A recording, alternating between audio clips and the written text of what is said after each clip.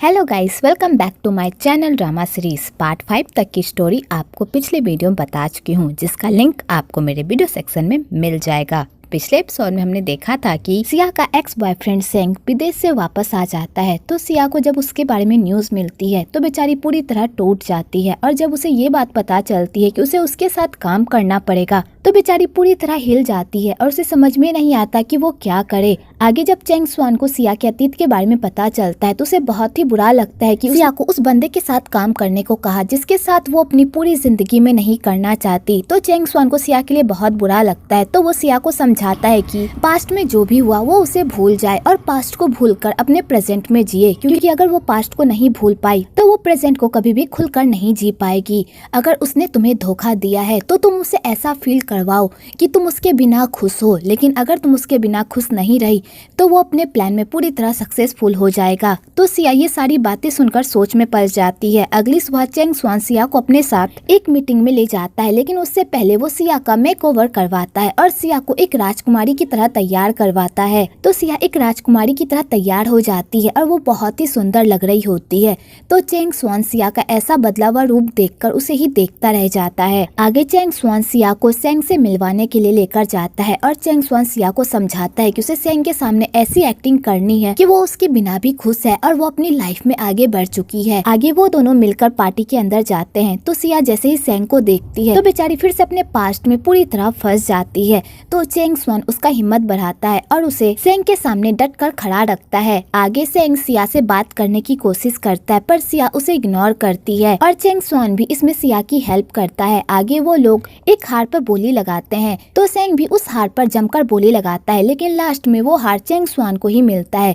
तो चेंग स्वान उस हार को सिया को गिफ्ट करता है। तो सिया उस हार को देखकर बहुत ही खुश हो जाती है। आगे वो लोग पार्टी में जाते हैं तो सेंग सिया को अपने साथ डांस करने के लिए पूछता है, तो सिया उसके साथ डांस करने के लिए चली जाती है। आगे सेंग सिया से उसका हाल चाल पूछता है और उसके करीब जाने की कोशिश करता है। तो सिया पहले तो उसकी बातों में आ जाती है, लेकिन बाद में वो अपने आप को संभाल लेती है कि तभी वहाँ पर चेंग स्वान आ जाता है और वो सिया के साथ डांस करने लगता है। आगे वो दोनों बाहर जाते हैं तो सिया बहुत ही रो रही होती है। तो चेंग स्वान उसे संभालता है और उसे चीयर अप करने की कोशिश करता है। तो सिया कहती है, मैंने उससे बहुत प्यार किया था, लेकिन उसने सिर्फ पैसों के लिए मेरी फीलिंग्स के साथ खेला और मुझे छोड़ दिया। और सिया चेंग स्वान को अपनी और सेंग की पूरी लव स्टोरी बताती है। तो चेंग स्वान को भी सेंग पर बहुत ही गुस्सा आता है और दोनों उसे खूब गालियाँ देते हैं और साथ में ढेर सारी ड्रिंक करते हैं। आगे चेंग स्वान पूरी तरह टल्ली हो जाता है। तो सिया उसे अपने साथ घर लेकर जाती है, उसका ख्याल रखती है और उसे लाकर वहाँ से चली जाती है। अगली सुबह सेंग सिया को मिलने के लिए बुलाता है और उससे अपने किए की माफी मांगता है और कहता है, प्लीज मुझे माफ कर दो सिया, मेरी वजह से तुम्हें बहुत सारी मुश्किलों का सामना करना पड़ा। मैंने ये सब कुछ जानबूझकर नहीं किया, लेकिन मैंने अनजाने में ही तुम्हें बहुत सारी तकलीफ पहुँचाई है। मैंने उस लड़की से शादी भी नहीं की, मैंने उससे अपना सारा रिश्ता तोड़ दिया है। मैं बस तुम्हारे लिए वापस आया हूँ, प्लीज मुझे एक मौका दो अपनी गलती सुधारने का। प्लीज सिया मुझे एक मौका दे दो। तो सिया कहती है, तुमने जो मेरे साथ किया है वो तो मैं 100 जन्म में भी नहीं भूल पाऊंगी, और तुम चाहते हो कि मैं तुम्हें एक मौका दूं।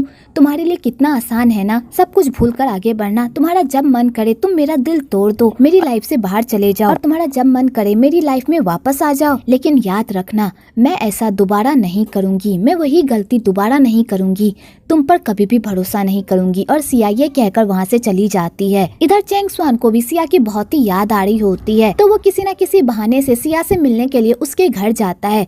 तो वो देखता है सेंग भी सिया से मिलने के लिए उसके घर आया है। तो चेंग स्वान को बहुत ही गुस्सा आता है उन दोनों को एक साथ देखकर। तो बेचारा कुछ कहने ही वाला होता है कि उससे पहले ही सिया की मॉम कहती है, तुम यहाँ पर क्या कर रहे हो? मेरी बेटी की लाइफ बर्बाद करके तुम्हें चैन नहीं मिला जो तुम उसके पीछे दोबारा आ रहे हो। अगर तुमने मेरी बेटी की लाइफ में दोबारा घुसने की कोशिश की तो मैं तुम्हारे हाथ पैर तोड़ दूंगी, समझे? इसलिए मेरी बेटी से दूर रहो। और सिया की मॉम सेंग को डांट फटकार कर वहाँ से भगा देती है। तो चेंग स्वान को बहुत ही खुशी मिलती है। आगे चेंग स्वान सिया से बात करने के नए नए तरीके ढूंढता है, पर उसे बहुत ही गुस्सा आता है कि वो बिना बताए सेंग से मिल रही थी। तो चेंग स्वान गुस्से से वहाँ से चला जाता है। तो सिया को समझ में नहीं आता कि आखिरकार चेंग स्वान गुस्सा किस बात से है। आगे सिया को पता चलता है कि उसकी बेस्ट फ्रेंड का पियोन से उसकी बेस्ट फ्रेंड को धोखा दे रहा है और किसी और लड़की को डेट कर रहा है। तो सिया को ये सब देखकर बहुत ही गुस्सा आता है और वो उसके पीछे भी जाती है, लेकिन तभी वहाँ पर चेंग स्वान आ जाता है जिस वजह से सिया नहीं जा पाती।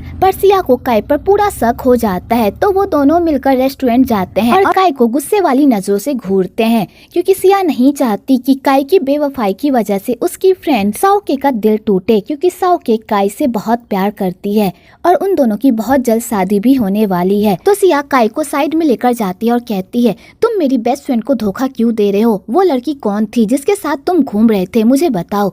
तो काई इस बात से मुकरने लगता है और कहता है, मैं किसी लड़की को डेट नहीं कर रहा और न ही मैं साओके को धोखा दे रहा हूँ, तुम्हें कोई गलत फहमी हुई होगी। कि तभी वहाँ पर चेंग स्वान आ जाता है और काई को अपनी बातों में इस तरह फंसाता है कि काई अपना गुनाह खुद ब खुद कबूल कर लेता है और कहता है, मैं साओके से बहुत प्यार करता हूँ, मैं बस उस लड़की के साथ किसी मजबूरी की वजह से हूँ, मैं उसका साथ छोड़ दूंगा, प्लीज मुझे एक मौका दो, प्लीज साओके को इस बारे में मत बताना। तो सिया कहती है, मैं तुम पर भरोसा करके तुम्हें एक मौका दे रही हूँ, तुम्हारा उस लड़की के साथ जो भी मामला है उसे जल्दी से रफा दफा करो, क्योंकि मैं नहीं चाहती कि तुम्हारी वजह से साओके को कोई भी दुख हो। अगर साओके को तुम्हारी वजह से कोई भी दुख हुआ तो मैं तुम्हें नहीं छोड़ूंगी, समझे? तो काई कहता है, ठीक है। दूसरी तरफ सेंग चेंग स्वान के साथ डील करने के लिए तैयार हो जाता है और दोनों अपनी शर्त के मुताबिक एक दूसरे से डील कर लेते हैं। तो सेंग इस जरिए से सिया से बात करने की कोशिश करता है, पर सिया उससे रूडली ही बात करती है। आगे साओके सारे ऑफिस वालों को अपने एंगेजमेंट की पार्टी में इनवाइट करती है। इधर काई अपनी हरकतों से बाज नहीं आता और वो आइली के साथ अपना रिश्ता खत्म नहीं करता और दोनों को डेट करता है। आइली को पता होता है कि काई और साओके की एंगेजमेंट होने वाली है, लेकिन फिर भी आइली काई का साथ नहीं छोड़ती, क्योंकि वो एक नंबर की कमीनी होती है। आगे साओके के एंगेजमेंट का दिन भी आ जाता है, तो वो लोग एंगेजमेंट पार्टी से पहले बीच पर ढेर सारी मस्ती करते हैं। तो सिया को उन कपड़ों में वहाँ पर बहुत ही अजीब लगता है। तो चेंग स्वान ये सब नोटिस करता है, तो वो सिया को कहता है, अगर तुम कंफर्टेबल महसूस नहीं कर रही तो तुम जैसे चाहो वैसे रह सकती हो। आगे सारे लोग मिलकर गेम खेलते हैं। तो चेंग स्वान काई को जानबूझकर परेशान करता है, क्योंकि काई ने साओके को चीट किया होता है। साओके उससे कितना प्यार करती है, पर काई उसे चीट कर रहा है। तो चेंग स्वान काई को सबक सिखाने के लिए उसे खूब मारता है। दूसरी तरफ सेंग भी उसी होटल में अपनी मीटिंग करने के लिए आया होता है, तो उसकी नज़र सिया पर पड़ती है। तो वो सिया से मिलने के लिए जाता है। तो सिया कहती है, तुम यहाँ पर क्या कर रहे हो? तो सेंग कहता है, मैं यहाँ पर मीटिंग के लिए आया था। आगे जेन सेंग को अपने साथ गेम खेलने के लिए इनवाइट करता है, तो सेंग गेम खेलने के लिए मान जाता है। आगे वो सब मिलकर गेम खेलते हैं। तो सिया सेंग को वहाँ पर देखकर अनकंफर्टेबल महसूस करती है और वो वहाँ से जाने लगती है, लेकिन तभी एक बॉल उसे लगने ही वाली होती है कि तभी वहाँ पर सेंग आ जाता है और उसे बचा लेता है, लेकिन इस चक्कर में उसे हाथ में चोट लग जाती है। तो सेंग उसके हाथों का ट्रीटमेंट करता है और सेंग सिया को पटाने की भी कोशिश करता है और कहता है, मुझे पता है मैंने तुम्हारा दिल तोड़ा है, इसलिए मैं पूरी कोशिश करूंगा तुम्हें मनाने की और मैं गिव अप नहीं करूंगा। तो सिया उसकी सारी बातें सुन लेती है और उसकी बातों में ही खो जाती है कि तभी वहाँ पर उसकी बहन आ जाती है, क्योंकि उसकी बहन को पता होता है कि सेंग एक नंबर का कमीना है और वो फिर अपने मतलब के लिए सिया के इमोशन के साथ खेलकर उसे छोड़कर भाग जाएगा। तो सिया को वहाँ से लेकर चली जाती है। आगे वो लोग एंगेजमेंट पार्टी के लिए तैयार हो रहे होते हैं कि तभी साओके को याद आता है कि वो अपना एंगेजमेंट रिंग तो सिया के घर पर ही भूल गई है। तो वो पैनिक करने लगती है। तो सिया कहती है, घबराओ मत, मैं रिंग लेकर आती हूँ। कि तभी वहाँ पर चेंग स्वान आ जाता है और सिया को कहता है, तुम यहीं पर रुको, मैं रिंग लेकर आता हूँ और मैं टाइम पर वापस आ जाऊंगा। और चेंग स्वान ये कहकर वहाँ से चला जाता है। आगे चेंग स्वान रिंग लेने के लिए घर पहुँचता है, तो वो वहाँ पर सेंग के कुछ लेटर्स देखता है। तो चेंग स्वान सिया के पेरेंट्स से पूछता है कि ये लेटर कौन सी है। तो उसके पेरेंट्स उसे बताते हैं कि जब सेंग ने पैसों के लिए सिया को धोखा दिया था और वो उसे हमेशा हमेशा के लिए छोड़कर चला गया था, तो उसके कुछ महीनों बाद उसने सिया को ढेर सारे लेटर लिखे और वो हर हफ्ते उसे लेटर लिखता था और अपने किए की माफी मांगता था। लेकिन मुझे उस कमीने पर बिल्कुल भी भरोसा नहीं था,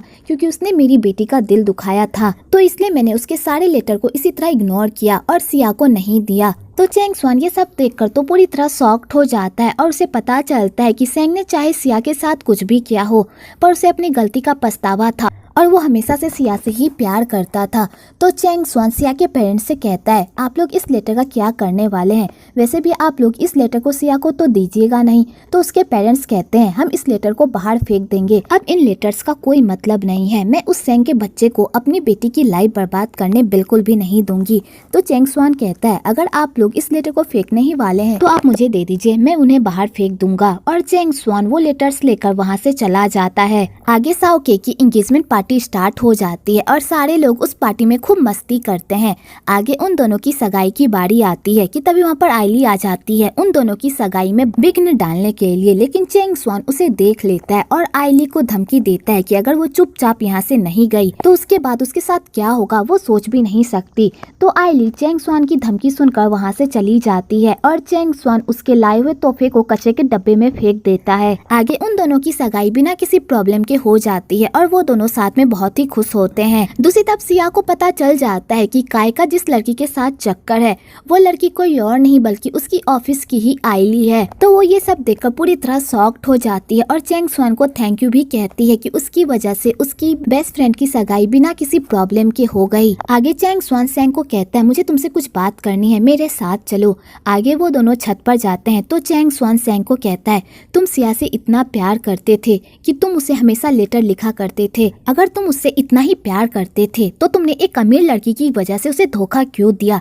तो सैंग कहता है हाँ मैंने उसे धोखा दिया क्योंकि मैं अपना कैरियर बनाना चाहता था और मेरा कैरियर उसी लड़की की वजह से बन सकता था, इसलिए मैंने सिया का दिल तोड़ा, लेकिन मुझे इस बात का पछतावा पूरी जिंदगी रहेगा कि मेरी वजह से सिया को क्या कुछ नहीं सहना पड़ा। तो चैंग स्वान कहता है जब तुम्हें अपनी गलती का एहसास हो गया था तो तुम फिर वापस क्यों नहीं आए। तो सैंग कहता है मैं आना चाहता था लेकिन मैंने कंपनी के साथ 4 साल का कॉन्ट्रैक्ट साइन किया था, इसलिए मैं वापस नहीं आ पाया, लेकिन अब मैं वापस आया हूँ सिया के लिए और मैं पूरी कोशिश करूँगा उसे मनाने की। इधर सिया भी सैंग की सारी बातें सुन लेती है और उसे पता चल जाता है कि सैंग अब भी उससे प्यार करता है और वो यूएस से वापस सिर्फ उसके लिए ही आया है। आगे वो दोनों एक दूसरे से अपने सारे गिले शिकवे दूर करते हैं। तो सैंग कहता है मैं तुम्हें फोर्स नहीं करूँगा, तुम्हारा दिल जो चाहता है तुम वही करो, अगर तुम्हारा दिल चाहता है कि तुम मुझे एक चांस दो तो प्लीज मुझे एक चांस दो, अगर तुम्हारा दिल नहीं चाहता तो कोई बात नहीं, मैं पूरी जिंदगी तुम्हारा इंतजार करने के लिए तैयार हूँ। मैंने अपनी पूरी जिंदगी में सिर्फ तुमसे ही प्यार किया है और हमेशा तुमसे ही प्यार करता रहूंगा।